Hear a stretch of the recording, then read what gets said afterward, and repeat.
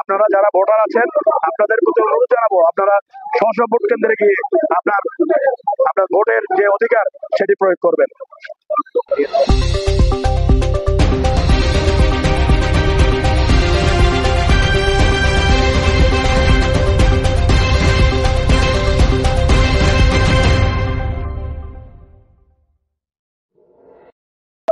প্রতিষ্ঠাবার্ষিকী পালন করছি।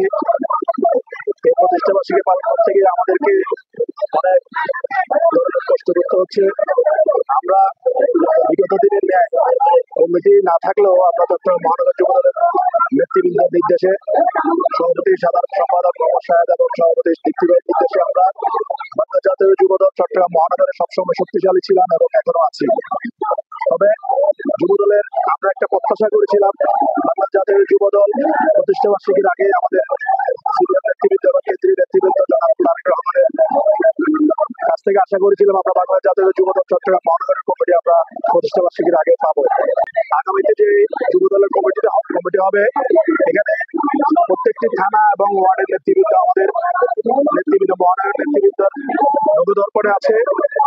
কোনো হাইব্রিড আসার কোনো সুযোগ হবে না। আমরা আশা করবো সিনিয়র নেতৃবৃন্দরা বিগত দিনে যারা রাজপথে 18 বৎসর হাসিনা ফেসিবাদের বিরুদ্ধে আন্দোলন করেছে, সকলকে তার স্থানে আমরা কমিটিতে আশা করছি।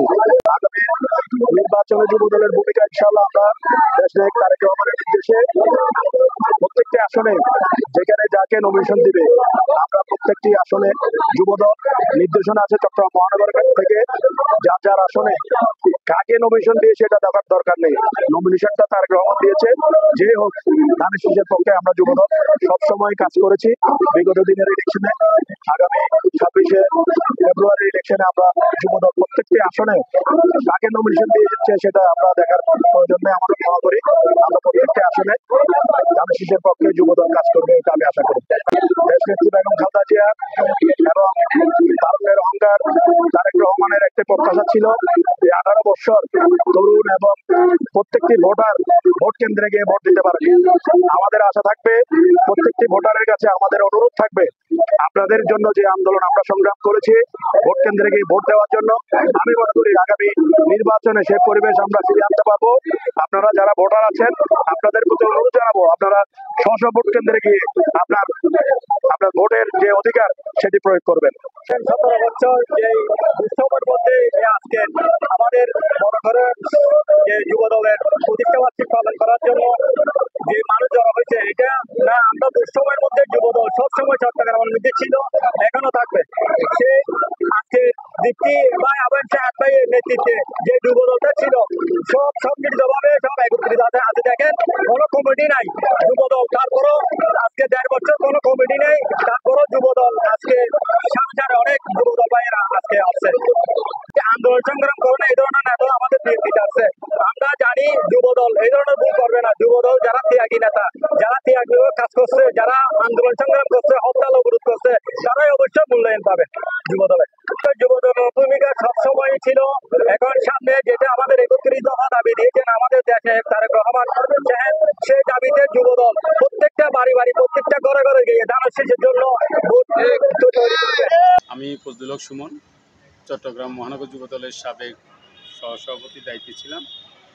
বাংলাদেশ জাতীয়তাবাদী যুবদল এর 47তম প্রতিষ্ঠাবার্ষিকী এবং এই প্রতিষ্ঠাবার্ষিকী উপলক্ষে সিটিজি সংবাদকে আমার ব্যক্তিগত পক্ষ থেকে ধন্যবাদ জানাচ্ছি এবং সাথে সাথে আপনাদের মাধ্যমে আমাদের যুবদলের চট্টগ্রাম মহানগরের 15টি থানা, মহানগর যুবদল, ওয়ার্ডের নেতৃবৃন্দ সহ যুবদলের সমর্থক সহ যারা দীর্ঘ বৎসর আমাদের সাথে আন্দোলন সংগ্রামী ছিলেন, এই দলের জন্য কাজ করেছেন, দেশের জন্য কাজ করেছেন, তাদের সবাইকে জাতীয় যুবদল চট্টগ্রাম মহানগর শাখার পক্ষ থেকে রক্তিম শুভেচ্ছা ও বিপ্লবী অভিনন্দন জানাচ্ছি। 28 তারিখ আমাদের বাংলাদেশ জাতীয় যুবদল প্রতিষ্ঠাবার্ষিকী উপলক্ষে থানা এবং ওয়ার্ডগুলোতে মানবিক কর্মসূচি হিসাবে খাদ্য বিতরণ, তারপর রক্তদান কর্মসূচি, তারপর আপনার এই ধরনের বিভিন্ন মানবিক কর্মকাণ্ডের চিন্তা করে বাংলাদেশ জাতীয় যুবদল চট্টগ্রাম মহানগর শাখা কর্মসূচি ঘোষণা করেছে এবং আমরা মনে করি বাংলাদেশ জাতীয় যুবদল ফ্যাসিস্ট সরকারের বিরুদ্ধে গত 17 বছর আন্দোলন সংগ্রামের মাধ্যমে এদেশের মানুষের অধিকার আদায়ের জন্য কাজ করেছে এবং এই অধিকার আদায় করতে আমাদের হাজার হাজার নেতাকর্মী তাদের জীবন দিয়েছে, তারা গুমের শিকার হয়েছে, তারা পঙ্গুত্ব বরণ করেছে, কারাগারে নিক্ষেপ হয়েছে বিভিন্নভাবে। তারা সহ আমাদের যারা শুভাকাঙ্ক্ষী ছিল, শুভাকাঙ্ক্ষীরা সহ আমাদের পরিবার পরিজন আত্মীয় স্বজন সবাই ক্ষতিগ্রস্ত হয়েছে বিভিন্নভাবে। আমরা মনে করি ইনশাল্লাহ